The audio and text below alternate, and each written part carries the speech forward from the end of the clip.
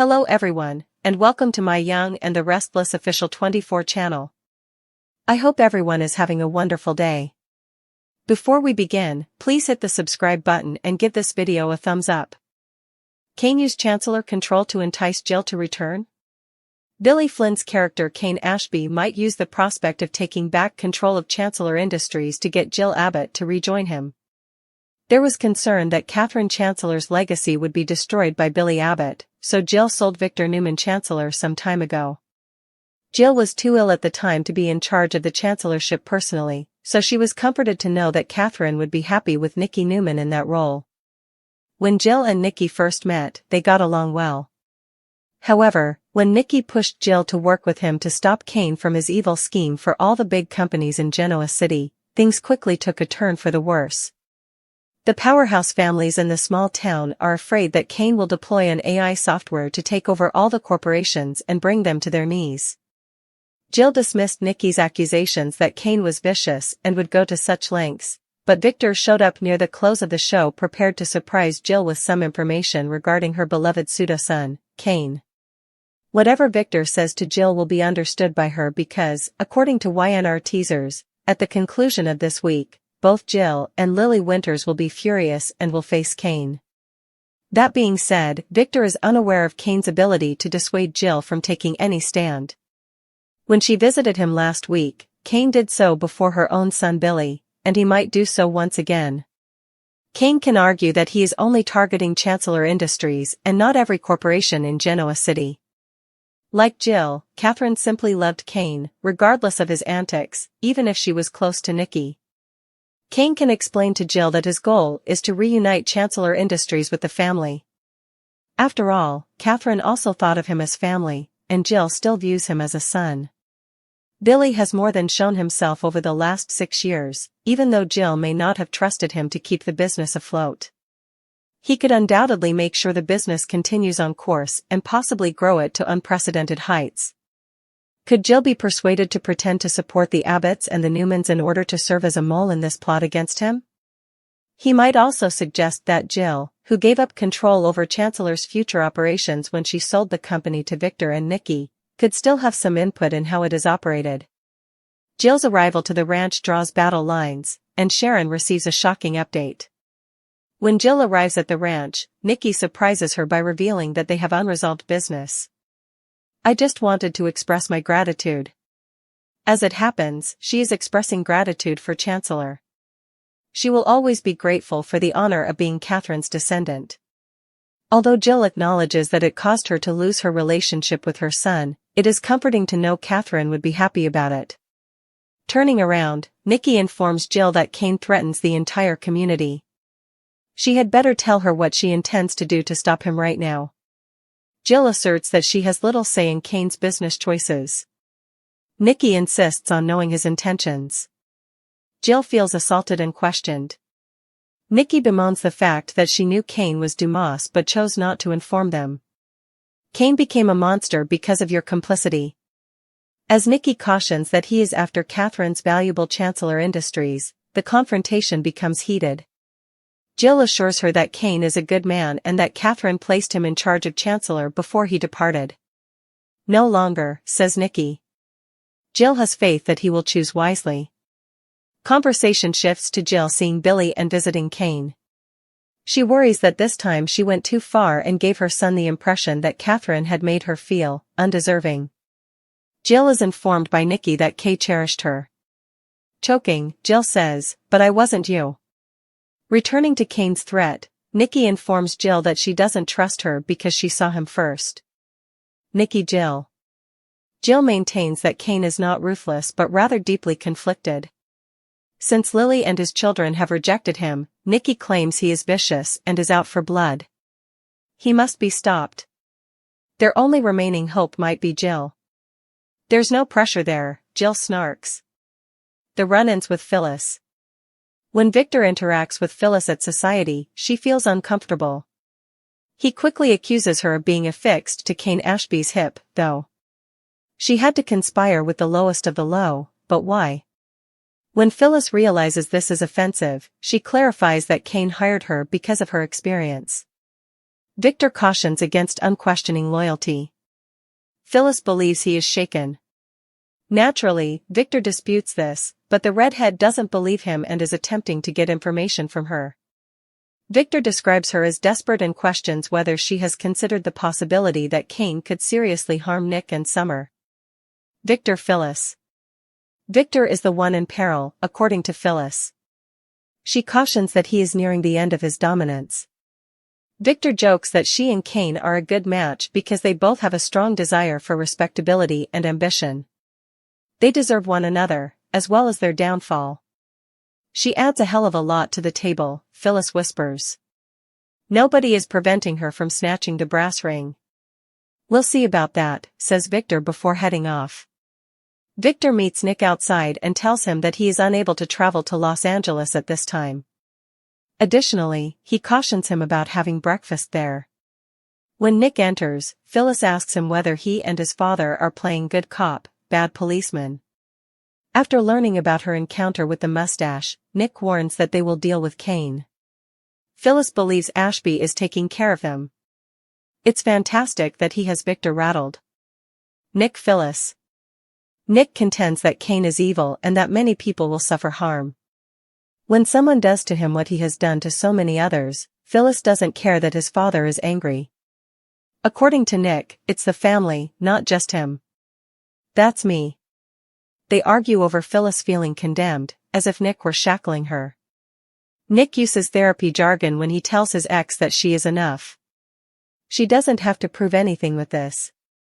This brings up the subject of her father. Phyllis was not fortunate enough to receive everything, instead, she received humiliation and remorse. Nick tells Phyllis that she can do it now and that turning in her father was the right thing to do. Is she interested in working for someone who is similar to her father? According to Phyllis, Nick is wearing a choke chain. Nick says she might end up in jail because this is her life. Are we done? She yells as he continues, telling him to get the hell out of her way. What is Tessa going to tell Sharon? Esther tells Sharon at Crimson Lights how thrilled she is to see Noah with Nick. Daniel and Tessa enter looking glum as Esther makes her way to the rear.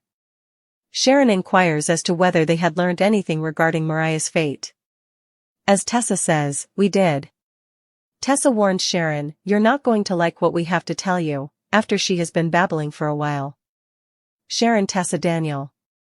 Tessa and Daniel move to the patio and inform Sharon that Mariah was remembered by the hotel barman. In the hotel bar, Mariah struck up a conversation with a man right away, Sharon finds out. Together, they left the pub to go upstairs as they were becoming intimate. Sharon apologizes profusely to Tessa. It's much worse than they're sharing a bed, Tessa cautions. Sharon is unable to comprehend. Tessa and Daniel clarify that they obtained the man's name and description, Will Hensley. Sharon wrinkles her nose as she looks at his picture. He's older than she thought he was. Hensley checked out a few hours later, according to Daniel. He appeared frightened, shaky, and nearly forgot his credit card.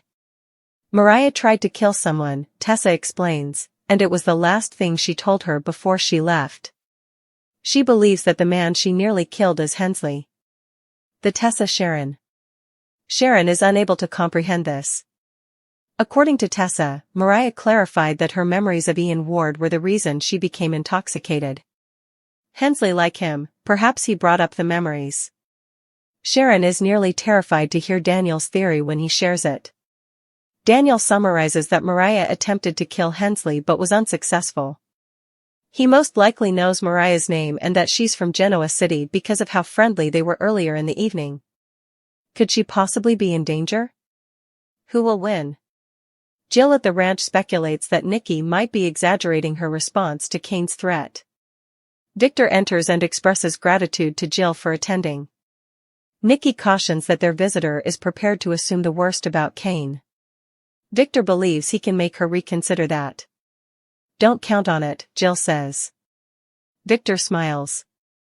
Kane Ashby's ambition and charisma have always walked a razor's edge between brilliance and danger, and now, as the stakes escalate with Chancellor Industries hanging in the balance, he's prepared to deploy every tool at his disposal to sway Jill Abbott to his side.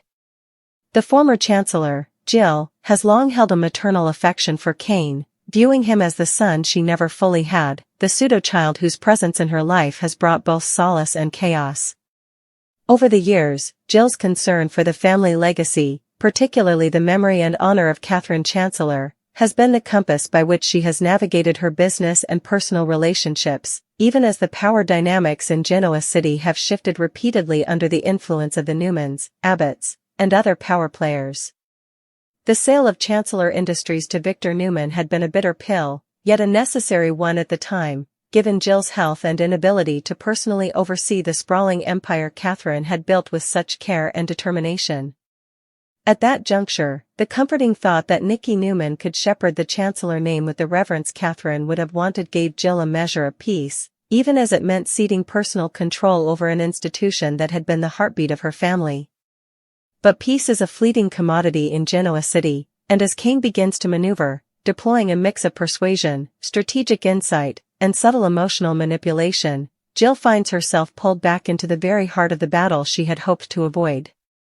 Kane, with his characteristic blend of charm and relentless drive, frames his proposition in a way that Jill cannot easily dismiss.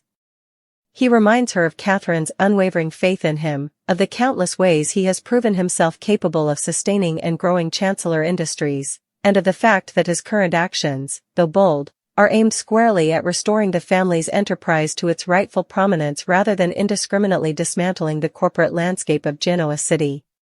His pitch is layered with nuance. He acknowledges past missteps, frames his audacious maneuvers as necessary for survival in the ruthless business environment, and presents Jill with a vision that allows her to retain influence while ostensibly appearing aligned with the Abbotts and Newmans, an arrangement that positions her as both insider and guardian of the Chancellor legacy. The tension between Jill's loyalty to the memory of Catherine and her concern for the ethical implications of Kane's strategies creates an inner conflict that she struggles to reconcile, particularly as Nikki confronts her directly, insisting that Kane's ambitions threaten not just the family name, but the safety and stability of the wider community. Nikki's accusations, while grounded in her protective instincts, also provoke a defensive reaction in Jill, who has long recognized Kane's complexities and believes, perhaps naively, in the essential goodness of his intentions. Their conversation at the ranch becomes a crucible of competing loyalties and personal philosophies. Jill, ever the mediator, attempts to see Kane through the lens of his past accomplishments and the genuine care he has shown for those he considers family, while Nikki's cautionary perspective underscores the potential for collateral damage. Emotional and financial alike, should Kane's plans spiral out of control. The dynamic is further complicated by Victor Newman's calculated involvement. He approaches Jill not with outright threats but with carefully curated information designed to challenge her perceptions of Kane, to test the limits of her maternal bias and sense of judgment. Victor's strategy is both subtle and aggressive, leveraging Jill's emotional investment to influence the decisions she might make regarding Chancellor Industries. Yet Jill is not easily swayed. Her decades of navigating boardroom conflicts and family betrayals have honed an intuition that, while sometimes clouded by personal attachment, is rooted in pragmatism. Kane capitalizes on this, presenting a scenario in which Jill's input remains not only relevant but crucial, emphasizing that her expertise and experience are indispensable to ensuring the company's continued success. He frames her potential involvement as a partnership rather than subordination, a strategy designed to appeal to Jill's sense of agency and her enduring desire to honor Catherine's legacy without sacrificing her dignity or authority. Meanwhile, the political landscape in Genoa City is fraught with additional pressures. Phyllis finds herself entangled in Kane's schemes, a pawn with agency, yet navigating her own fears and ambitions. Victor's interactions with her reveal the delicate balance of power, ambition, and loyalty that defines the city's corporate and personal hierarchies. Kane's meticulous orchestration of alliances and the potential exploitation of human vulnerabilities, including Jill's, underscore the high-stakes chess match unfolding behind the public facades of board meetings and social gatherings. As Jill contemplates Kane's proposal, she is forced to confront the broader implications of her decisions, not only for her family but for the community at large, where reputations, legacies, and personal safety are intertwined with business outcomes. Nikki's insistence that Kane is ruthless and vengeful is counterbalanced by Jill's belief in his fundamentally protective instincts toward those he loves. This ideological clash between fear-driven caution and loyalty-fueled hope serves as the emotional core of Jill's internal struggle. Adding another layer, the reactions of secondary players, Billy Abbott, who has long had his own complex history with Jill, and Lily Winters, who shares Jill's protective instincts, complicate the calculus of trust and betrayal. Jill must weigh not just Kane's persuasive arguments but the moral and practical consequences of any action she takes. The suggestion that she could act as a mole within the combined Newman-Abbott alliance introduces ethical ambiguity, testing Jill's values against the backdrop of high-stakes corporate warfare. Kane's appeal to family loyalty, his framing of the conflict as a restoration rather than conquest, and his reassurance of Jill's continued influence are strategically designed to exploit the emotional bonds that have long tied him to the Chancellor name. Jill's visit to the ranch, accompanied by Nikki's admonishments and Victor's subtle prodding, crystallizes the tension, laying bare the competing forces of fear, love, duty, and ambition. As the discussions unfold, Jill reflects on the lessons of her past, the mistakes she has witnessed, and the legacy she wishes to preserve. Her interactions with Kane are imbued with a mixture of hope, skepticism, and maternal concern, a potent combination that both empowers and constrains her judgment. She recognizes Kane's talent for strategic thinking and his ability to navigate complex corporate and social networks, yet she is acutely aware of the potential for harm should his plans be misdirected or unchecked. In parallel, the unfolding drama involving Sharon, Tessa, Daniel, and Mariah introduces additional narrative layers that indirectly affect Jill's decision-making environment. News of Mariah's harrowing experiences and the potential danger posed by Will Hensley creates a broader context of risk and uncertainty that underscores the high-stakes atmosphere in which Jill must operate. Each revelation serves to remind her that decisions made in the boardroom reverberate far beyond corporate walls, impacting lives, relationships, and the moral compass of all involved. Against this backdrop, Kane's efforts to entice Jill through the prospect of regaining some measure of control over Chancellor Industries is both a strategic maneuver and an emotional appeal. He draws upon their shared history, the enduring love and respect of Catherine Chancellor, and Jill's own commitment to the family's legacy. Kane's pitch is carefully calibrated, it acknowledges past grievances, demonstrates his competence and vision, and positions Jill not as a subordinate but as a vital participant in the resurrection and protection of Chancellor Industries. Jill's contemplation of his proposal is a study in the intersection of personal loyalty and professional responsibility. The tension between the desire to protect what she holds dear and the fear of enabling potential recklessness fuels a prolonged internal debate. She considers the implications of her potential support for Kane, weighing the benefits of family unity and legacy preservation against the risks of being complicit in actions that could destabilize Genoa City's delicate corporate ecosystem. The confrontation with Nikki serves as a counterbalance, a voice of reason and caution, yet Jill remains determined to view Kane through the lens of her own experiences and judgment, drawing on the trust and affection that Catherine instilled in her. As the narrative progresses, it becomes increasingly clear that Jill's role may be pivotal in determining the outcome of Kane's ambitious plans. Her ability to influence, moderate, and guide the actions of those around her, particularly Kane, could tip the balance between success and catastrophe. The unfolding drama, filled with intricate personal dynamics, high-stakes corporate maneuvering, and the ever-present shadows of past decisions, highlights the complexity of Jill's position and the weight of the choices she faces. Kane's allure lies not only in his promises of strategic advantage and legacy restoration but also in his appeal to the emotional bonds that have long defined his relationship with Jill. By positioning her as both advisor and partner, Kane ensures that Jill's involvement carries both significance and responsibility, a duality that reflects the intricate moral and emotional terrain of Genoa City's elite. The interplay of persuasion, loyalty, and legacy, combined with the nuanced interconnections between all parties, Victor's strategic interventions, Nikki's protective stance, the intricate webs of the Abbotts and Newmans, and the unpredictable variables introduced by secondary players such as Phyllis, Sharon, and Tessa, creates a narrative tension that is both compelling and volatile. Jill's ultimate decision, whether to engage with Kane or resist his entreaties, will have far-reaching consequences, shaping not only the future of Chancellor Industries but the broader balance of power in Genoa City. As she navigates these treacherous waters, Jill is forced to reconcile her personal loyalties with the demands of business, her ethical convictions with strategic necessity, and her maternal instincts with the harsh realities of corporate intrigue. Kane's approach, while audacious, leverages the enduring trust and emotional connection he shares with Jill, offering a path that is as enticing as it is fraught with peril. Jill's response, tempered by decades of experience, personal reflection, and the weight of Catherine's legacy, will ultimately determine whether Chancellor Industries can weather the storm of ambition, betrayal, and power struggles, or whether it will succumb to the very forces Kane claims to be harnessing for its salvation.